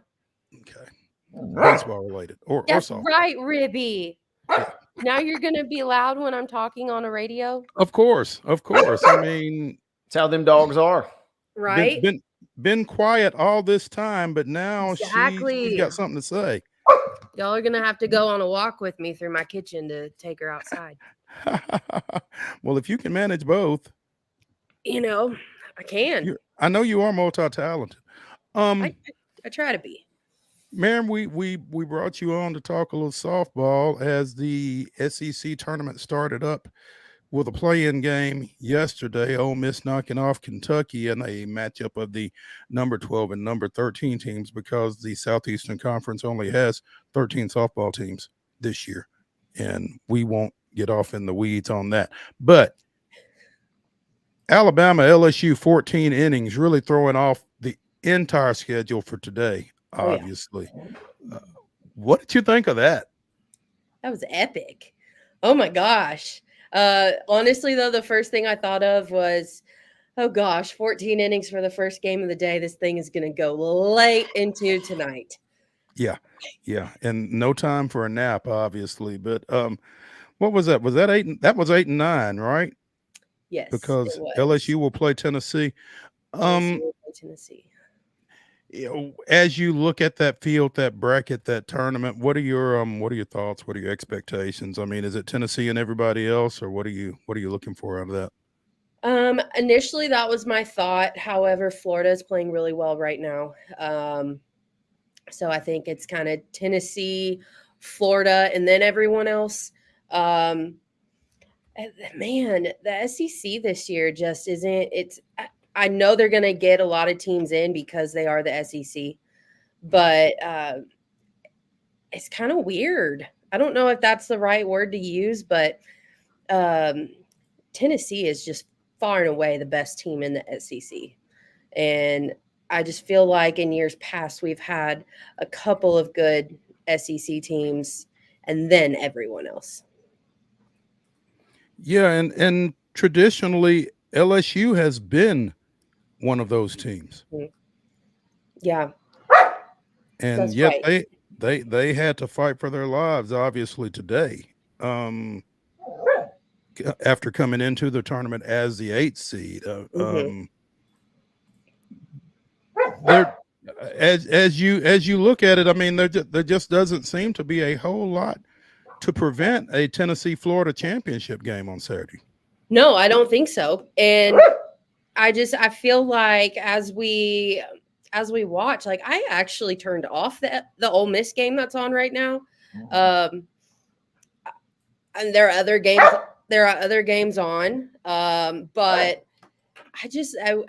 I feel like to start the day with a 14 inning affair, that a pitcher's duel kind of sets the bar pretty high. And and then everything else kind of has to catch up to that. Right. And you know, Maren, watching softball, if you aren't really, into the game, the idea of a starting pitcher going 14 innings is just counter to everything you know about baseball, for sure. The LSU starter, I think she threw over 200 pitches. 208 to be exact. 208 pitches.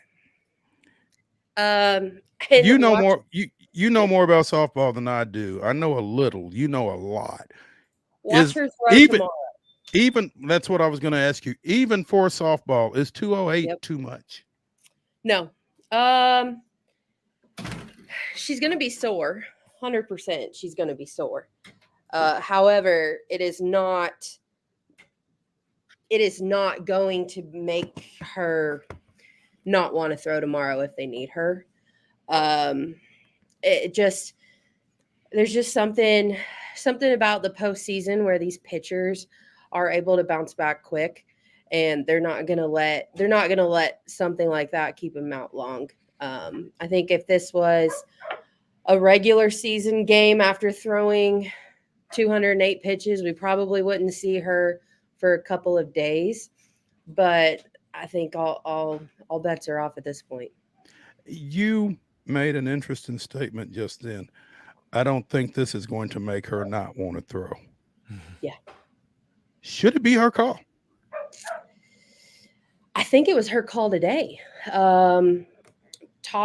Watching the post-game interview, and also the SEC hosts were talking to the Arkansas head coach, Courtney Deifel, who actually said she spoke with Beth Tarina after the game and asked her about the pitch count. And Beth Tarina said, I didn't want to know the pitch count. I didn't ask about the pitch count. We weren't thinking about it. Plausible deniability? Sounds like it. So, I mean, Maren, you've been around enough baseball. If a kid threw 108 pitches in a baseball game, there would be somebody screaming for the coach's job. Yeah. I mean, now I know the motion and all of that, but like you said, just the toll that it takes on your body. 208 pitches, and she's likely to start tomorrow against Tennessee. I don't know if she starts tomorrow, but I can guarantee you she'd probably want the ball. And again, that comes back to my last question. Do you give it to her? If she feels good and has a good warm up and you do not see any signs of fatigue, you can give her the ball. However, if she starts warming up, because you got to think warm up, that's another 100 or so pitches. And at some point, somebody has to be the adult in the room, right? Yeah. I don't see, but I don't. I mean, I don't know. I'm probably being devil's advocate in a major way right here, because so much more of my background is baseball. I don't know, but it just feels like 14 innings, 208 pitches, and 208 high stress pitches. Yeah. Feels like a lot. However, you're looking at it as 14 innings. Okay, well, that's equivalent to 2 games. Mm-hmm. Could have thrown 2 games back to back on a doubleheader. Like throwing 100 pitches in a game is nothing, but throwing 100 pitches for baseball is something. Right. So I know she said in her post-game interview she felt tired, which, I mean, of course, who wouldn't feel tired? But it sounds like it was pretty hot down there too. Yeah. So, do I expect her to start tomorrow? I may not expect her to start tomorrow, but I do think she'll be available. My question would be about in terms of effectiveness. At what point, after throwing so many the day before, do you kind of maybe lose some of your stuff, or is that kind of just a case by case deal too? Some pitchers, they can just pick right back up where they left off, even after a high number. Absolutely, case by case. Because you could see like the Alabama starting pitcher, Kayla Beaver, lost control of her pitches around the 6th inning. And her pitches stopped working. So you look at the other side and you've got Berzon, and you've got the entire LSU pitching staff, right? They're like, it's working. Everything's working. And it didn't slow down. None of her pitches stopped working the whole game. Makes sense, I guess, especially, in a single elimination win or go home situation, as the entire Southeastern Conference softball tournament is. So, and if you're the number 8 seed going in, like you said, the SEC is going to get a boatload of teams in, but obviously the better you finish in this tournament, the better your seeding situation is going to be when the NCAA announces its field, I guess, over the weekend. But So from that standpoint, it's a big game for LSU. Their first game out of the box here at Auburn, but that 208 game, pitches. that game specifically, I think they were playing for a regional host. So I do believe that LSU will most likely host a regional instead of Alabama, which is really hard for me to say because I feel like Alabama should host regardless just because of ticket sales. The NCAA doesn't look at that, Maren. Oh, of course not. Ole Miss trailing number 5 seed Missouri 3-0 in the top of the fourth. The next game is number 7 Georgia and host 10th seed Auburn, listed to start at 4. That ain't happening. No. And then in the nightcap, it's Mississippi State, the number 6 seed, and 11 seed South Carolina to close out the day. But again, it really feels like the real stuff doesn't start till tomorrow. Tennessee and LSU in the opener at 10 tomorrow on the SEC Network, followed by Arkansas, the number 4 seed, and the Missouri Ole Miss winner. Number 2 Florida takes on the Georgia Auburn winner, and the Mississippi State South Carolina winner faces Texas A&M in tomorrow's nightcap. As you said, it really feels like Tennessee Florida in Saturday's championship game. Who keeps that from happening? Ooh. Mississippi State. That would be my dark horse in this tournament. I think they got off to a really hot start and then had a very long cold streak and have started to heat back up. Their pitching is incredible. They have the power at the plate. They've got they have the speed on the bases. They have all of the makings of a team who could spoil somebody's tournament. And if they're able to string it all together, then I think we could see the Bulldogs make a run. There was a slight agreement in the background. I heard. Woof, absolutely, yeah. You put her outside, you can still hear. Maren, last year we heard a lot about Tennessee. Obviously, we heard a lot about Kiki Malloy. She's been relatively quiet this year. I think she was injured earlier this year. What is it though about that team that makes them the prohibitive favorite this week? I think it starts in the circle. I mean, anytime you have a pitcher that throws 70 plus, gives you an opportunity to win. The pitching staff at Tennessee has been one of the best in the country this year. And then you look at the lineup that surrounds them, and they've got plenty of run support. Whether Kiki Malloy is in the lineup or not, Boo Gibson is a power hitter. You've got Taylor Pannell, who just was named SEC Player of the Week for the series against Kentucky. They've got all of the makings of a World Series team, and I think this is a World Series team. They will play in Oklahoma City, barring any type of implosion. There's nobody in their way. So if Tennessee loses, they beat themselves, is what you're saying? Yeah. Okay. It's interesting because obviously there's been a lot of talk about the SEC expanding to 16 teams for next year, and most of it has revolved around football. Does Tennessee need to win this thing before Texas and Oklahoma get it? Absolutely. Texas is the best team in the country.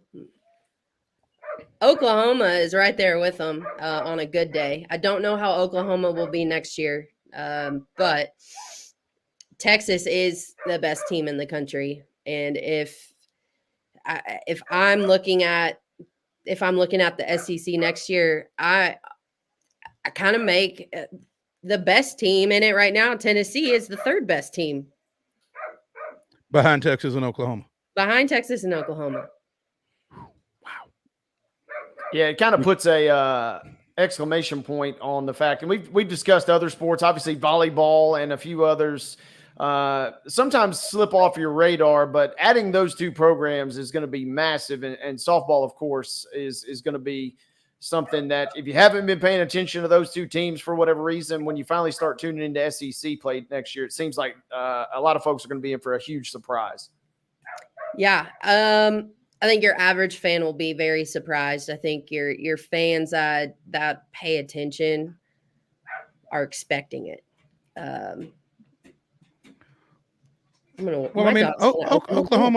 Oklahoma's only won the last how many WCWSs now? They won back-to-back.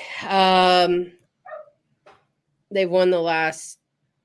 Oh, have they won 3? I think they might have won 3. Are they going for 4 in a row? I don't have it in front of me. Time flies when you're having fun, right? Right.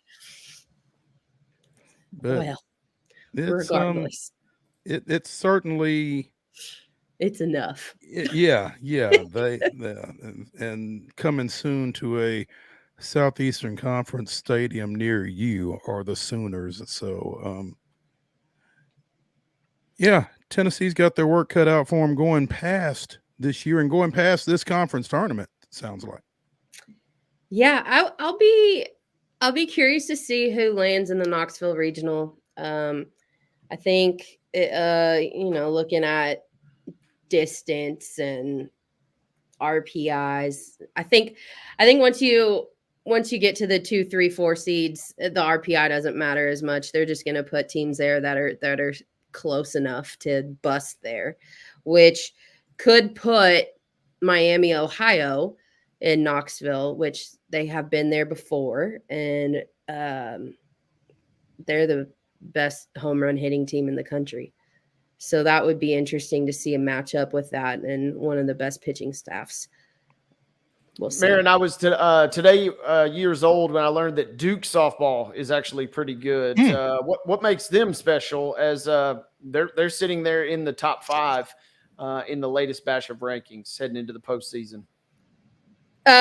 Duke has been an interesting program from the get-go. They kind of in their first year, it looked like the postseason would have been a possibility at some point, but they have steadily gotten better every single year. And it's one of those unique programs where, you have to have total buy-in just from the academic standpoint. The academics just to get into Duke for a non-basketball / football player is so incredibly hard. And I say that because I went there the first year and actually found out that, you have to score, I think, at least a 23 on your ACT, whereas basketball and football is like 19. So, you have to have your test scores, you have to have your GPA, you have to, all of it, and then on top of that, you only have 11.7 scholarships in softball. So imagine, going to a private university like Duke and you don't, it's expensive, number one. So if you don't have the academics, your athletic money is not going to cover your full tuition.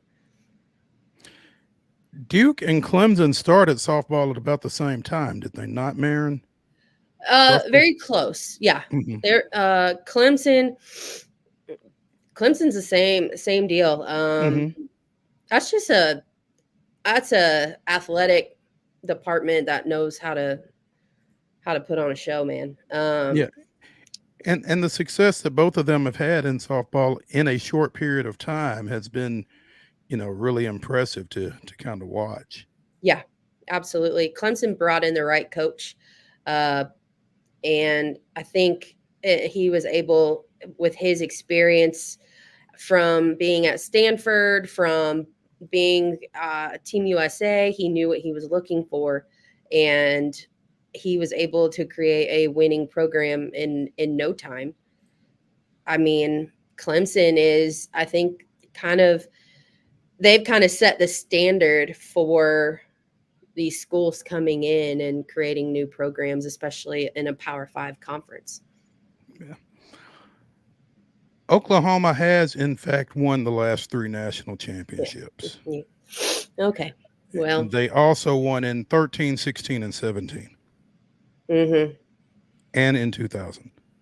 So yeah, that's what's coming. Powerhouse. Yeah, that's what's coming to the SEC. I don't think Texas has had that kind of recent success, but as you say, they are right now the best team in the country. So 25 should be fun. So enjoy it while you can, Tennessee, here in 24. Let's go ahead and get it done. But MAREN, ANGUS, COOMBS. Combs. I did it again. I'm sorry, MAREN, ANGUS, COOMBS. Ignore that. Ignore one of those zeros. O's. Joining us on Main Street Sports today, presented by the Tennessee Orthopedic Alliance of Tennessee. MAREN may want to try to get you back on once the field of 64, 68 is announced, and kind of break down the NCAA tournament as we go. So stay close to your phone. Tell Ruby thanks for chilling out, and we'll catch up with you soon. Finally laid down, yeah. I'll tell her you said thanks. Yeah, absolutely. We'll talk to you. Awesome. Thank you, MAREN. Hey, when we come back to Main Street Sports today, it's the final segment, which means it's time to get wild and wacky. Wade and I will give you the top weirdest, wildest, and wackiest stories from across the globe in the final segment from the Lee Company Studios. Stay with us.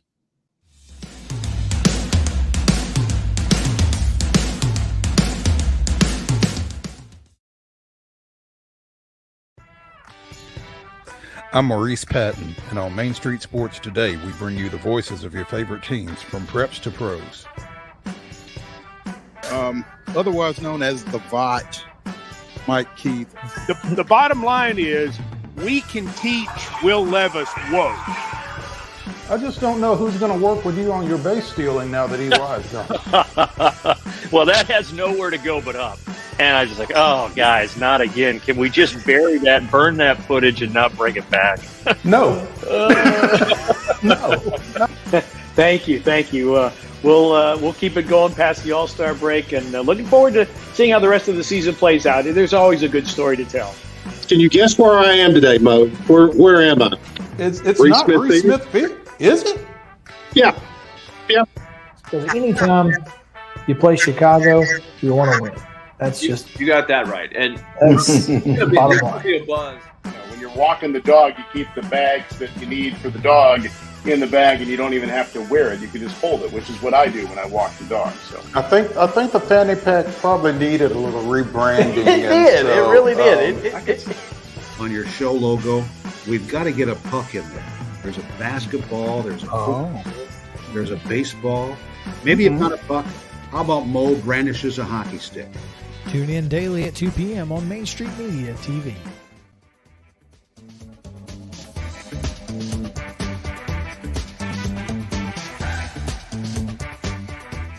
It's the final segment of Wild and Wacky Wednesday here on Main Street Sports today, presented by the Tennessee Orthopedic Alliance of Columbia. I'm Maurice Patton. That's Wade Neely. I'm going to give you the weirdest, wildest, and wackiest stories from across the globe. And Wade, I'm going to start it off. Scrolling through Twitter as we are wont to do, I came across a story that's less than 10 minutes old, apparently. Ooh. And it's right here from the world of sports, actually. Paul Skeens is going to make his first major league start on Saturday for the Pittsburgh Pirates. They have called up the former LSU standout, their top pitching prospect, a top 10 major league prospect, doesn't turn 22 until the end of this month, but he has 45 strikeouts, 8 walks, and a 0.99 earned run average in 7 starts, with AAA Indianapolis. So, finally, former LSU standout Paul Skeens is going to ply his trade at the major league level with the Pirates, getting the start on Saturday for them. Not sure who they play or where that is. It's at PNC Park. That's good. He's making his first start in front of the home crowd in the second game, I think, of the series with the Cubs. So there's something to look forward to. And a little divisional game, show off the nails a little bit. And this, to me, fits into Wild and Wacky from the standpoint of I have no idea why it's taken this long, other than it's Pittsburgh. I'm sure there is somebody that has some sort of reason. We'll figure out if that's. Hopefully it'll come to light here at some point what that reason was, because I would love to know. Because, again, he's been killing at the AAA level from day one. So should be fun to watch. Now, on to the more conventional Wild and Wacky Wednesday portion of Wild and Wacky Wednesday. What you got? All right, I got 2 stories, one both animal related. Pick one or 2. I'm gonna pick 2. Okay, I was hoping you would say that. All right. Headline stands alone. Man says emotional support alligator, known for its big social media audience, has gone missing. All right, so immediately I got a lot of questions. Emotional support alligator, not usually the type that you would hear, but let's dig in here and let's see what we got. This comes from the AP out of Brunswick, Georgia, which is a cousin of Florida, as we've seen over the years in terms of headlines. Pennsylvania man who credits an alligator named Wally for helping relieve his depression for nearly a decade is searching for the reptile after it went missing during his vacation to the coast of Georgia. Joe Henney has thousands of social media users devoted to following his emotional support alligator, Wally, the cold-blooded companion. Pictures online. This guy is 5.5 feet long, and he's hugging him like a dog or hugging like a teddy bear. I don't really like any of that, but the fact that I really don't like is that if you're a Brunswick, Georgia native, now all of a sudden you're already probably on high alert a little bit with strange animals down there. Now you got to worry about a alligator that's probably mad because his owner is now gone. As attached as that thing presumably might have been, now he's on the loose without his man. Well, here's the thing. I mean, if he's an emotional support alligator, then dude uses him for emotional support. I'm sure that providing emotional support is kind of important to the alligator, so he's kind of out there rudderless a little bit. That's an unstable alligator. That is not what you want. No, that there's nothing appealing about an especially unstable alligator. Nope. And I'm hoping this story has a happy ending. Heaven forbid somebody in the town finds him and doesn't return him, because that would just be cold-blooded.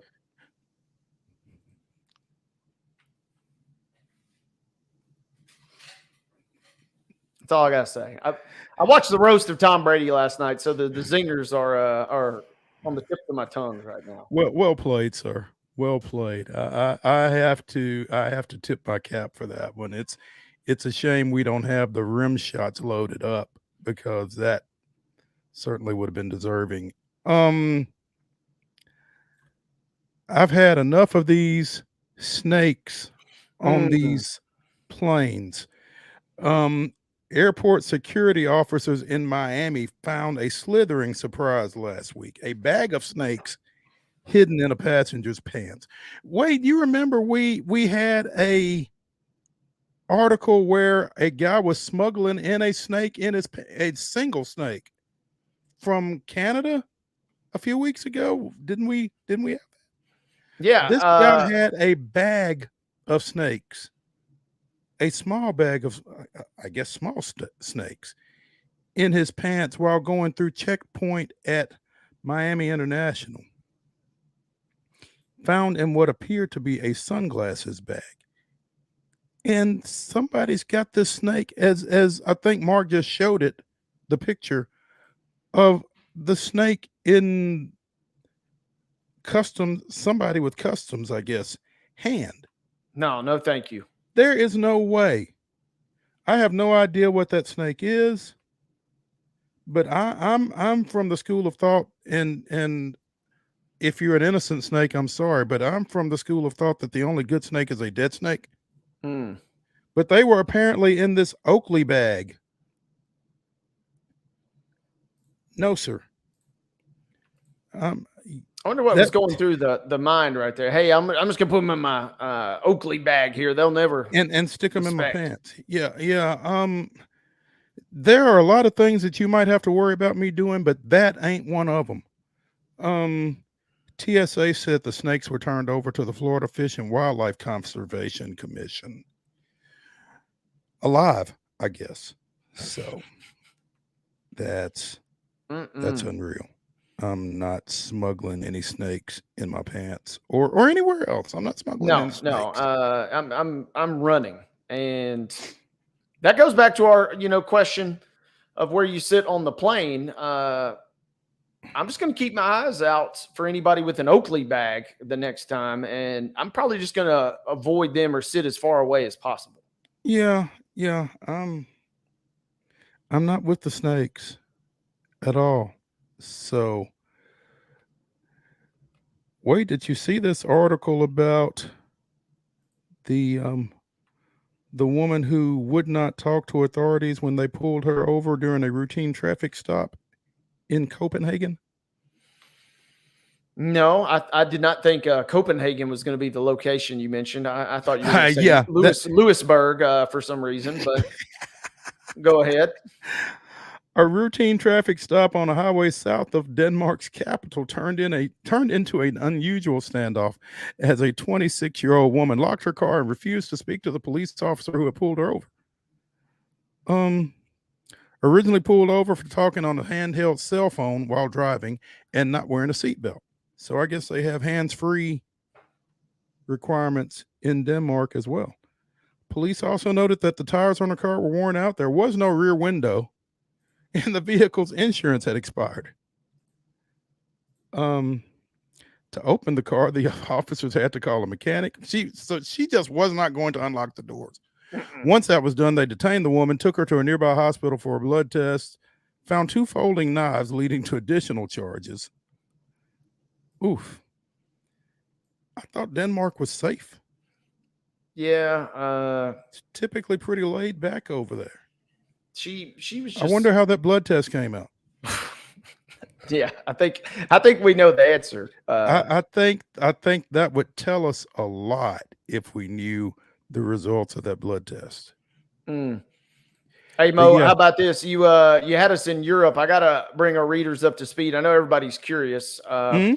What's going on in France? If you're going over for the Olympics, sometimes French restaurants get a reputation as being slow, but not all the time, because it turns out that servers of a certain town in France took part a couple weeks ago in what's called the Course des Cafés. And this is a 1.2 speed walking race where folks are wearing traditional white shirts, black trousers, neatly tied aprons, even bow ties.